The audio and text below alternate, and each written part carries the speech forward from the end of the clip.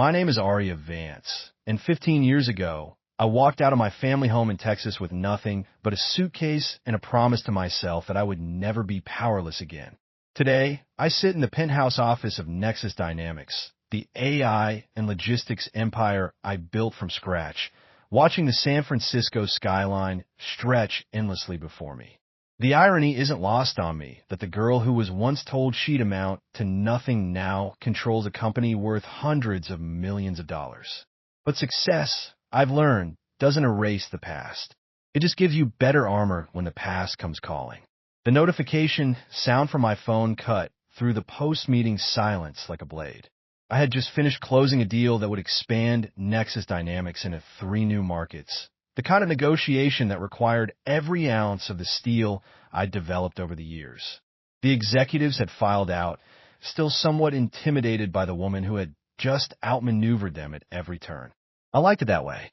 Respect born from fear was still respect. I glanced at the screen, expecting another congratulatory message from my board of directors. Instead, Facebook greeted me with a photo that made my blood run cold. There they were, the Vance family, gathered around a birthday cake, all smiles and manufactured joy. My father, Richard, stood with his arms crossed. That familiar patriarchal stance I remembered too well. My mother, Carol, beamed at the camera, her hands clasped together in that nervous way she'd had since I was a child. And there was Chloe, my younger sister, radiating the kind of happiness that only came from being the favorite child. But it wasn't the photo that hit me like a physical blow. It was Chloe's caption, counting down to our amazing mother's 63rd birthday this weekend. Only real family allowed. Hashtag family first, hashtag Vance Blood. Real family. The words burned through me like acid. 15 years of building an empire, of proving every single one of them wrong. And I was still the outsider. Still the daughter who had committed the unforgivable sin of refusing to stay small, stay quiet, stay in line. I didn't just stare at the screen. I picked up my phone and hurled it against the floor-to-ceiling windows of my office. The sound it made, a sharp crack against the reinforced glass, was satisfying in a way that closing million-dollar deals never could be. My assistant would find me a new phone. Money could fix everything except family. The memory came rushing back without permission, as these things always do. I was 19, standing in the doorway of our modest ranch house, my entire life packed into 2 suitcases. I had just told my family I was leaving for San Francisco, that I had been accepted into a tech startup accelerator program. I thought they might be proud. I thought wrong. If you walk out that door, my father had said, his voice cold as winter, don't you ever consider this home again. We don't need daughters who think they're too good for their own blood. My mother had cried, but she hadn't spoken. She never spoke when it mattered. Chloe had been 17 then, and she'd watched from the living room with a mixture of fear and something that looked almost like satisfaction. Even then, she'd known she would inherit the golden child status by default. I had walked out anyway, because staying would have killed something essential in me.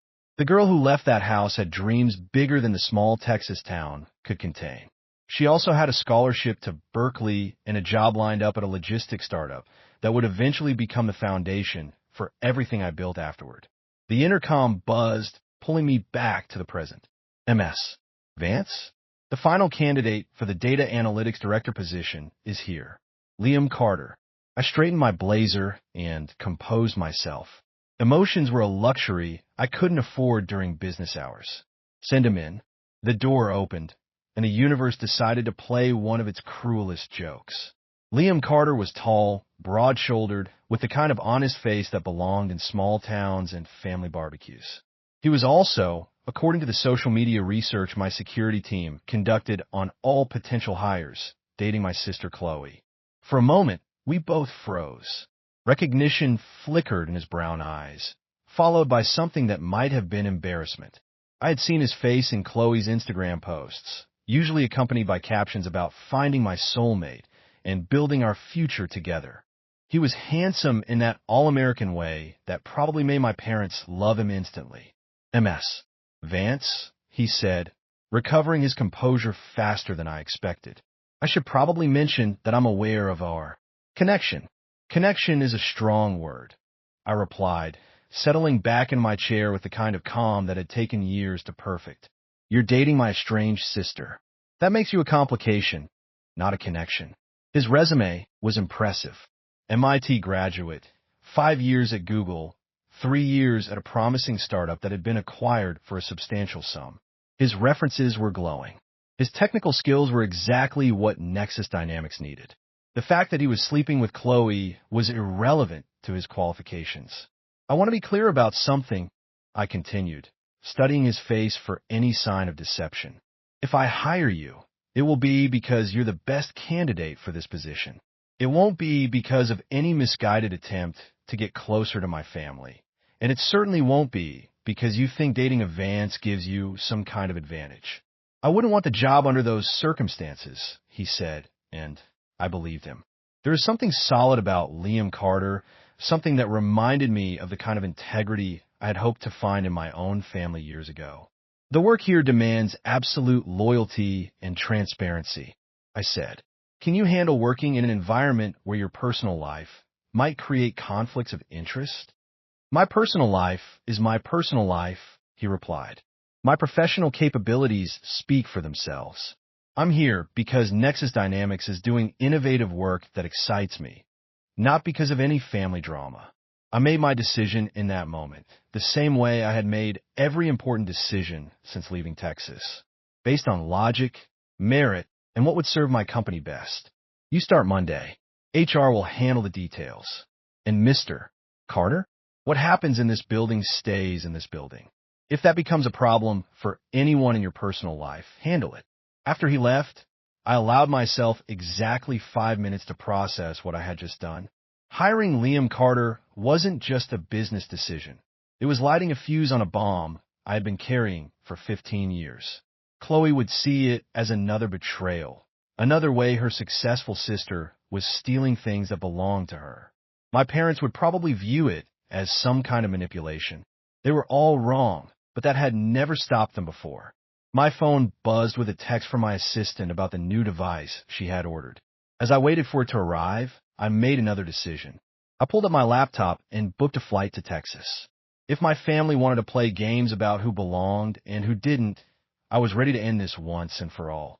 But I wouldn't be going alone. I called my attorney, Marcus Webb, a man who had helped me navigate hostile takeovers and complex acquisitions.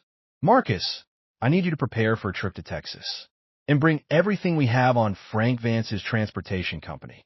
Frank was my father's younger brother, a man who had always resented Richard's success and had spent years positioning himself as the family advisor.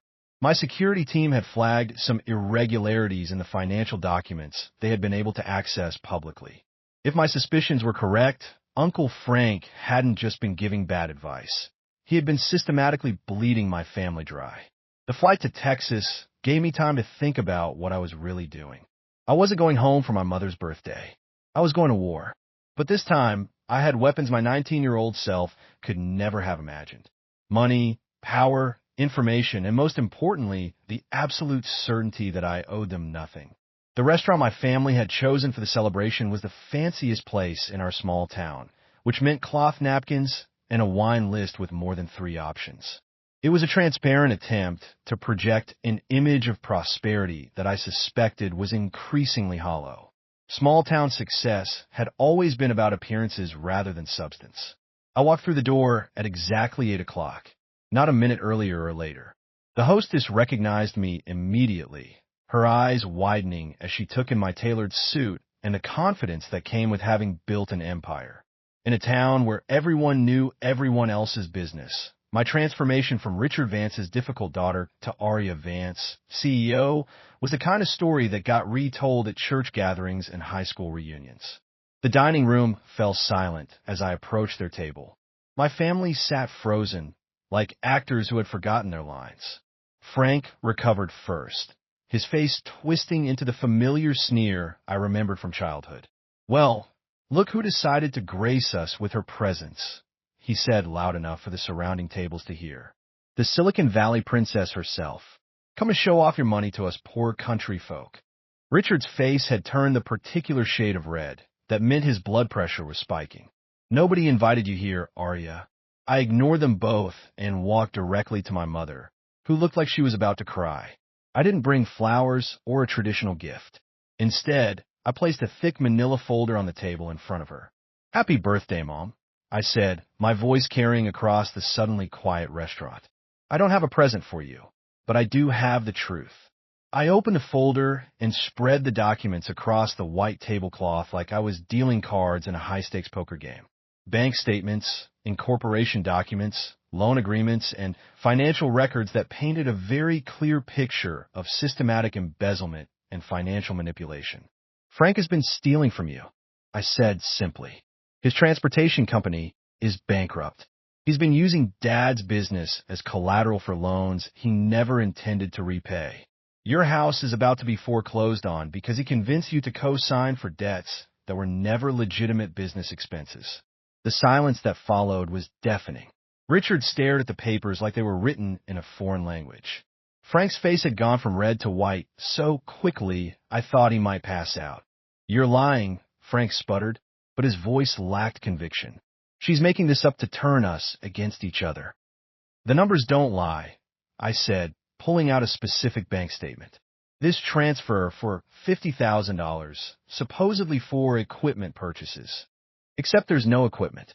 This loan secured against Dad's shop for expansion capital that went directly into your personal account." Should I continue? Chloe stood up so abruptly that her chair nearly fell over. Her face was streaked with tears, but her expression was pure rage. "This is what you came here for? To destroy our family? You couldn't just stay away and let us be happy." "Happy," I repeated, and for the first time that evening, my composure cracked slightly. "You call this happy? Living in denial while your uncle robs you blind? Pretending that everything is perfect while your parents lose everything they work for?" "You left us," Chloe screamed, loud enough that the entire restaurant was now staring. "You abandoned us, and now you want to come back and play savior? We were fine without you." "Were you?" I asked quietly, because from where I'm sitting, you've been so busy hating me that you didn't notice the real enemy sitting right at your table. That's when Liam stood up. I hadn't even noticed him in the corner, probably trying to make himself invisible during this family implosion. But something in Chloe's words, or maybe the sight of my father preparing to launch into another attack, made him step forward. "Enough," he said, and his voice carried an authority I hadn't expected. "All of you, just stop." He looked at Chloe first, his face a mixture of disappointment and frustration. "Do you hear yourself right now? Arya just proved that your family is being stolen from, and your response is to attack her for telling you the truth." Then he turned to Richard. "And you, your daughter built a multi-million-dollar company from nothing. She left home as a teenager and created something extraordinary. Instead of being proud, you've spent 15 years nursing a grudge because she wouldn't stay small for your convenience." The restaurant had gone completely silent now. Even the waitstaff had stopped moving. "Arya didn't abandon this family," Liam continued, his voice rising slightly. "This family abandoned her the minute she showed ambition beyond what you could understand. And now, when she comes back to help, you treat her like the enemy while the real enemy has been robbing you blind." He pointed at Frank, who was now visibly sweating. "That man has been stealing from you for years. Arya just handed you proof. But instead of gratitude, you're giving her the same treatment that drove her away in the first place." Chloe's face crumpled. "But she took you away from me too," she whispered. "I took a job," Liam said firmly. "I took a job based on merit, working for a company that values talent. If you see that as a betrayal, then maybe you need to ask yourself why you want to keep people small instead of celebrating their success." The truth of his words hung in the air like smoke from a fired gun. I had spent 15 years building walls around my heart, telling myself that I didn't need their approval or their love. But hearing someone defend me, someone who barely knew me, broke something loose inside my chest. I looked around the table at these people who had shaped the first 19 years of my life. My father, still red-faced and sputtering, unable to admit that his pride had blinded him to the truth. My mother, crying quietly in her napkin, caught between loyalty to her husband and the daughter she had let slip away. Frank, trapped now like the rat he had always been.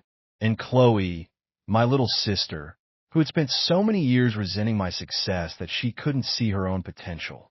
I bought your debt, I said quietly, the words cutting through the chaos like a blade. All of it. The house, the business loans, everything Frank put you on the hook for. It's gone. You're safe. Richard's head snapped up. What do you mean you bought it? I mean, I contacted the bank this afternoon and purchased all outstanding obligations. The house is safe. Dad's business is safe. Frank's debt is now my debt, which means it's not your problem anymore. I stood up, suddenly exhausted by the weight of 15 years of anger and hurt. Frank, my lawyers will be in touch tomorrow morning. You have 24 hours to provide full documentation of where every stolen dollar went. If you're lucky, we can handle this as a civil matter. I pulled out a business card and placed it next to my mother's plate. Mom, that's my direct number. Not my assistant, not my office. Me. If you want to talk, really talk, call me. I looked at each of them one more time. These people who had given me life and then spent years making me wish they hadn't. I came here tonight to end this. To stop pretending that we're a family when we're really just strangers who share DNA. But I realized something sitting here. I don't need your approval anymore. I don't need your love. I built something beautiful without you, and I'll continue building it with or without you. I picked up my purse and started toward the door, then stopped and turned back. But if any of you ever decide you want to know the woman I became instead of resenting the girl who left, you know where to find me. Walking out of that restaurant felt like shedding a skin I had been carrying for 15 years. The Texas night air was warm and thick with humidity, so different from the crisp fog of San Francisco. I stood in the parking lot for a moment, breathing deeply and feeling something shift inside my chest. My phone buzzed with a text from Liam. That was the bravest thing I've ever seen anyone do. I typed back, "See you Monday." 3 months later, I was in my office reviewing quarterly reports when my assistant announced that I had a visitor. My mother stood in the doorway, holding a Tupperware container that I recognized from childhood. Her hands were shaking slightly. "I brought cookies," she said, her voice barely above a whisper. "Chocolate chip, your favorite." We sat in my office for 2 hours, and for the first time in my adult life, we talked.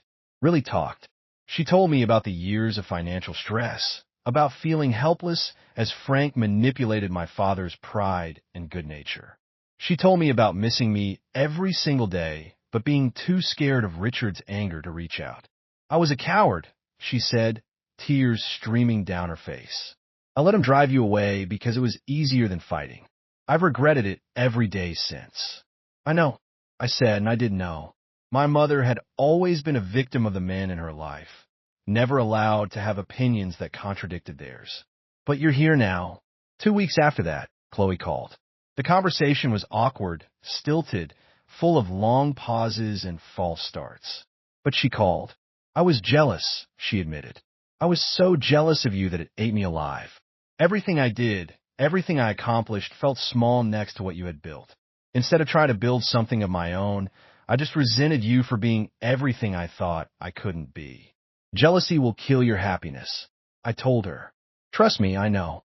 I spent years being jealous of the family bond you all had without me. It didn't make me feel better. It just made me bitter." I helped Chloe enroll in online business courses. Within 6 months, she had started her own boutique consulting firm for small businesses. She was good at it, better than she had ever believed she could be. Liam, seeing the woman she was becoming instead of the woman she had been, proposed to her on Christmas Eve. My father took longer. Pride is a hard thing to swallow when you've been choking on it for years. But eventually, 6 months after the restaurant confrontation, he showed up at Nexus Dynamics unannounced. Security called me from the lobby. "There's a Richard Vance here to see you. Says he's your father." I had him brought up to my office. This man who had once seemed so large and intimidating, but now looked smaller, older, worn down by the weight of his own mistakes. He didn't say much that first visit. He just sat in my office and looked around at what I had built. "I was wrong," he said finally. "I was wrong about everything." It wasn't an apology, not exactly, but it was acknowledgement, and sometimes that's enough to build on. Now, a year and a half after that explosive birthday dinner, I'm standing on the balcony of my San Francisco penthouse, looking down at my family gathered in the living room below. It's Thanksgiving, and for the first time in 15 years, we're spending it together. My mother is in the kitchen, fussing over a turkey that didn't need fussing. Chloe and Liam are on the couch, planning their spring wedding. My father sits in the corner, reading a business magazine and occasionally offering unsolicited advice that everyone politely ignores.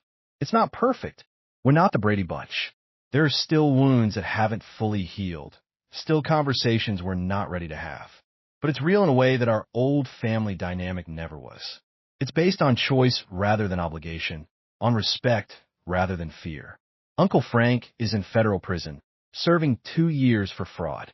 His transportation company was dissolved, its assets liquidated to pay back some of what he stole. My father's business is thriving again, free from the parasitic drain of Frank's schemes.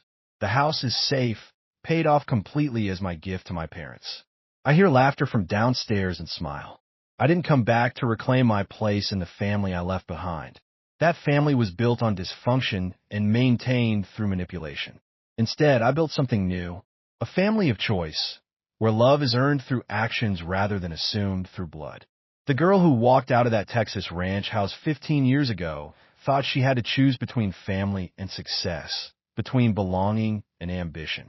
The woman I became learned that sometimes you have to burn down the old structures to build something better. Sometimes the greatest act of love is refusing to enable the people you care about to continue hurting themselves and each other. My phone buzzes with a message from my CFO about a merger opportunity in Europe. Tomorrow I'll be back to being Arya Vance, CEO, the woman who built an empire from nothing. But tonight I'm just Arya, standing in my own space, surrounded by people who chose to know me instead of resenting me. I take a sip of wine and watch the San Francisco lights twinkle like fallen stars. 15 years ago, I thought success would be about proving them wrong. I never imagined it would actually be about proving myself right. Right to leave, right to build something extraordinary, right to demand better from the people who claim to love me. The best revenge, I've learned, isn't living well. It's building something so beautiful that even your enemies want to be part of it. It's creating a life so fulfilling that forgiveness becomes possible, not because they deserve it, but because you're strong enough to carry it. I built my throne from scratch, stone by stone, decision by decision, refusing to accept less than I was worth. And now, finally, I get to choose who sits at my table.